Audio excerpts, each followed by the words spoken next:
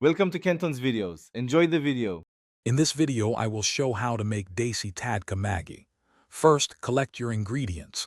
A pack of Maggi noodles, a tablespoon of oil, and your favorite spices.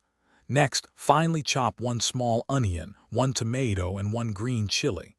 Then, bring 2 cups of water to a boil in a saucepan, preparing for the noodles. This simple setup ensures a quick and delicious meal. Now, let's create that flavorful tadka. Heat 1 tablespoon of oil in a pan over medium heat.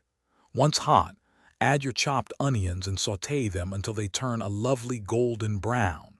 Then, stir in the chopped tomatoes, green chili, and a small pinch of salt.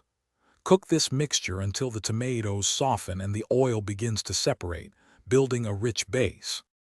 It's time to bring everything together. Add the Maggi Taste Maker sachet to your tadka mixture, along with about a half cup of water. Stir well to combine. Next, break your Maggi noodles into the pan, ensuring they are submerged in the flavorful liquid.